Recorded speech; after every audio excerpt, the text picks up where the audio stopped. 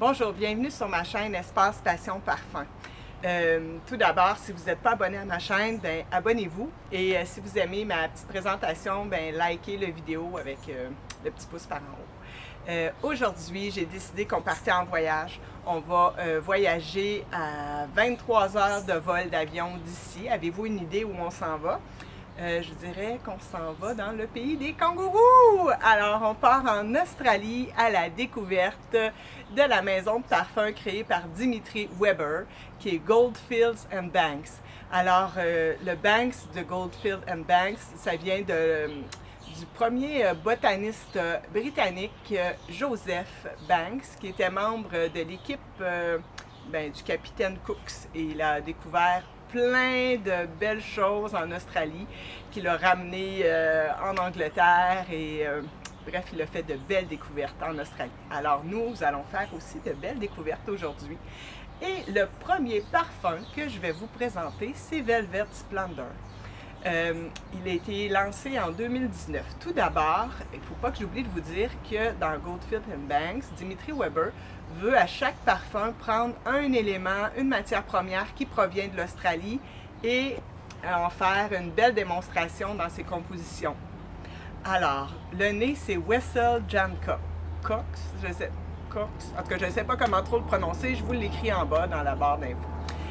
Ici, c'est dans Splendor, Velvet Splendor, c'est une très belle présentation du mimosa en parfumerie. Vraiment, là, c'est délicat, c'est romantique, poudré. Personnellement, c'est un floral qui va tenir vraiment très bien.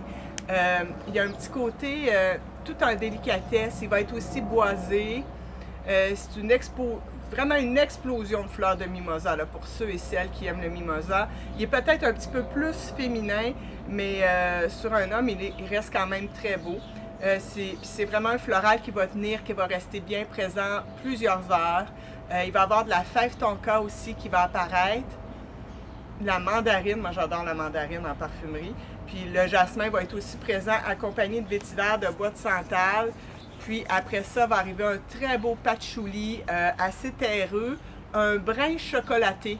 Alors si vous aimez là, un petit peu là, le patchouli qui va être un petit peu vers le chocolat, je trouve qu'on est ici, mais on n'est pas trop dans du sucré, là. On est vraiment dans du cacao.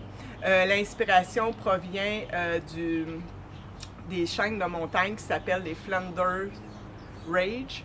C'est une chaîne de montagne australienne, c'est magnifique, là. Il y a des belles couleurs allant du mauve au jaune. Je vous montre les photos, vous avez l'occasion de les regarder. Il nous ramène un peu ce parfum-là nous ramène un peu dans les floraux des années 80. C'est un parfum qui est classifié vegan et sans cruauté animale, comme la plupart de tous ces parfums de cette maison-là. Il y a parfois de la cire d'abeille qui est utilisée, mais dans à peu près tous les parfums, c'est vraiment vegan et sans cruauté animale. Là, on met nos verres fumés, on s'en va à la plage parce qu'on va rencontrer le parfum Bohemian Lime qui a été lancé en 2020. C'est un beau citronné aromatique. Le nez derrière ce parfum, c'est la compagnie Givaudan. Je suis à la recherche d'un très bel espéridé, bien citronné, sans être trop astringent depuis longtemps. Puis j'ai rencontré ce parfum-là. Il a une tenue de longue durée et c'est un exploit pour ce type de parfum. Il est frais, il est vivifiant, c'est un parfum de liberté, de désinvolte. Quand je porte ce parfum-là, j'ai l'impression d'être dans une auto décapotable sur le bord d'une route qui longe la plage, les bras dans les airs. C'est vraiment une ode justement à la plage Byron Bay en Australie. Je vous montre des images. C'est l'inspiration de ce parfum. C'est vraiment cette zone australienne de Byron Bay. Donc, c'est vraiment un parfum qui va être pour la plage, les journées chaudes. Je me sens sur une planche de surf à faire du surf dans les grosses vagues des plages australiennes. Alors ici, ce qui est important ici de savoir, c'est que c'est le citron caviar qui a été utilisé pour faire cette composition. Le citron caviar, lorsqu'on le coupe, on le sépare en deux, puis c'est vraiment tout comme des petits grains de caviar.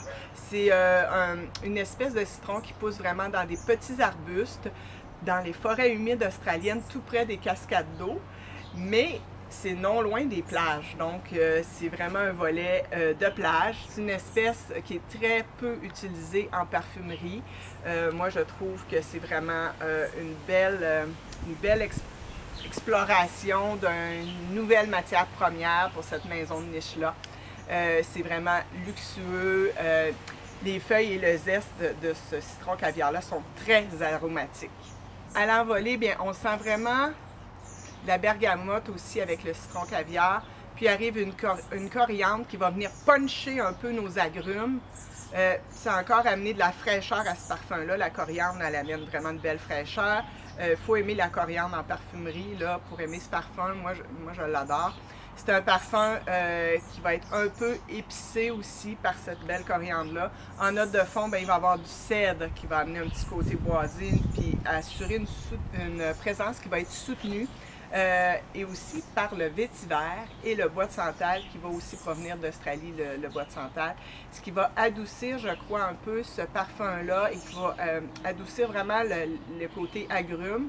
C'est pour ça que je pense que j'aime ce parfum-là. Il y a comme une rondeur. Ça fait vraiment un beau parfum. C'est un magnifique parfum d'été, je vous le recommande chaudement.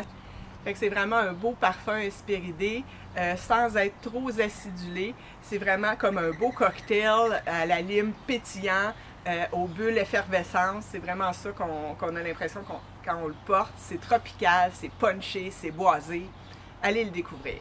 Maintenant, on va à la rencontre de Sartum Bloom, qui est lancé en 2018. Le nez derrière ce parfum, c'est François Merle Baudouin. C'est un parfum qui nous présente une fleur très rare et coûteuse. Elle est native, enchantée et de floraison éphémère. Elle pousse dans le printemps australien au mois de septembre. Cette petite fleur très parfumée se récolte sur les côtes de l'île de Bruny en Tasmanie du Sud et produit l'absolu, le plus cher au monde, qui est à 10 000 $ le kilo.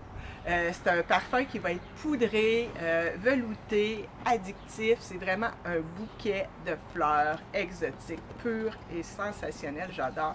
Je le mets sur la peau parce que ce parfum-là, je l'adore complètement. C'est boisé, il y a des notes vertes. Son sillage il est vraiment opulent, sophistiqué, luxueux. L'odeur du Boronia est vraiment sublime sur la peau. C'est vraiment un parfum résolument floral. Il y a du jasmin, il y a du cassis. On sent bien le ylang-ylang qui amène le côté encore plus exotique. Il va avoir le côté solaire et lumineux. Puis ça va être accompagné, bien, tout ça de noix de coco pour nous ramener encore dans l'exotisme.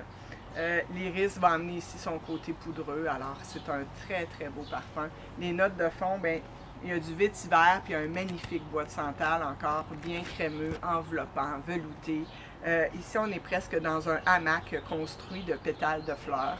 C'est vraiment l'idée, là. On est vraiment dans du floral. Je trouve c'est un parfum qui va être incroyablement romantique. C'est probablement un beau parfum pour des mariages. C'est un beau poudré. On sent vraiment presque des notes de cacao dedans. Il n'y en a pas, mais on a ce petit côté-là. Il est indiqué unisexe, mais moi, je le trouve un peu plus féminin. Il faudrait que je l'essaie sur un homme. Je ne l'ai jamais essayé. Je ne sais pas. Mais c'est vraiment un parfum, c'est ça, pour un jour de mariage.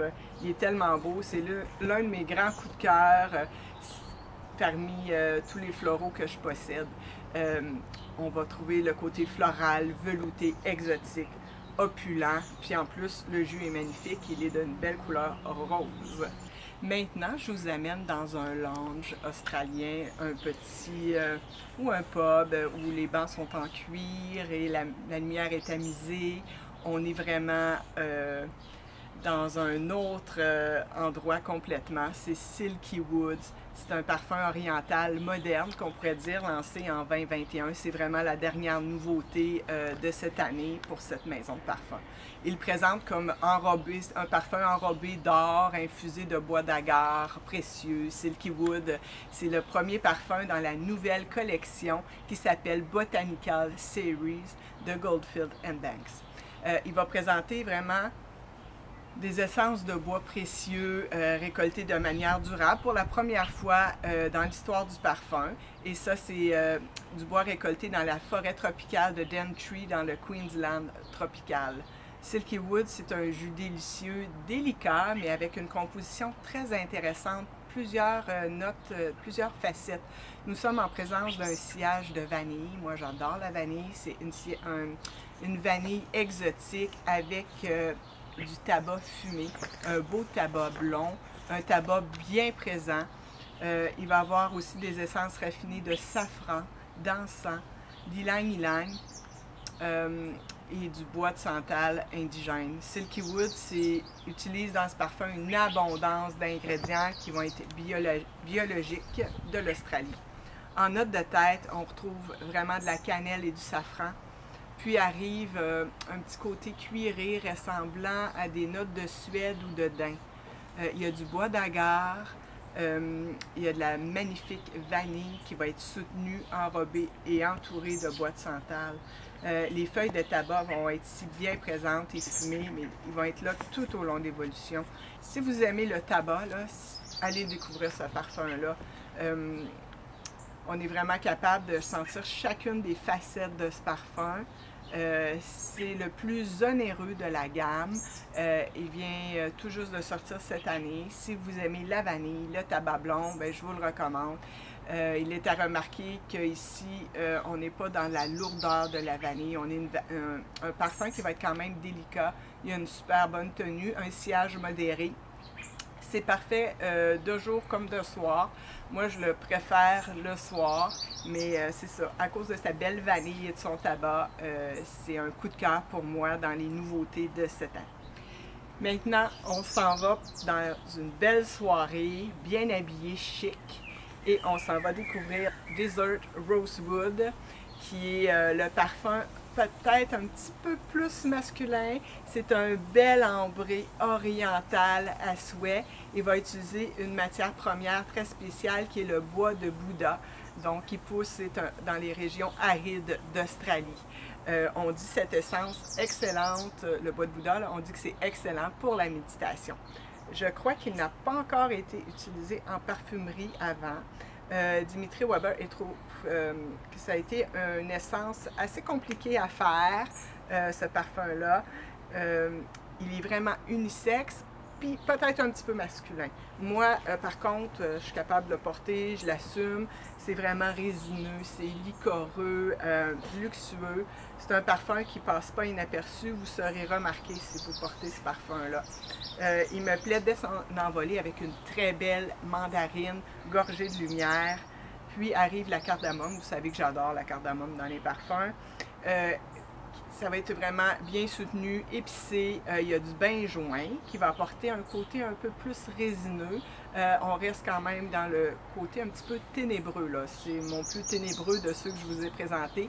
Ensuite, il y a une belle vanille encore présente tout au long de l'évolution. Puis un fond de patchouli aussi qui est très intéressant. Un patchouli qui ne sera pas aussi terreux que le patchouli tantôt dans Velvet Splendor. Donc ici, les notes du parfum, il annonce le parfum, c'est boisé, c'est liquoreux, épicé, un brin gourmand. Il a une excellente tenue, très, très sensuelle. Tantôt, on était dans le romantisme, là, on est vraiment dans la sensualité pure. Et je vous invite à aller le découvrir. Donc, c'était tout pour notre petit voyage en Australie. Cette maison de parfum a d'autres parfums que je ne vous ai pas présentés. Je vous ai présenté mes préférés de cette maison. Je vous invite vraiment à aller faire un petit tour et découvrir ces beaux parfums australiens qui ont des belles matières premières. Et moi, je ne suis pas déçue de ces parfums. Moi, j'utilise toujours des échantillons de parfums qui proviennent vraiment de distributeurs officiels. Et puis, j'aime aussi les essayer sur plusieurs jours avant de vous les présenter. Donc, je ne fais jamais de première impression. C'est des parfums que j'ai utilisés vraiment dans toutes sortes d'occasions pour voir vraiment comment ils évoluent sur la peau. Moi, j'aime beaucoup les tester sur la peau. Et ce sont que mes impressions. Je ne suis pas parfumeur, mais je suis une grande fan des parfums. Alors, bien, merci d'avoir voyagé avec moi aujourd'hui et on se revoit dans une prochaine vidéo. Bye bye!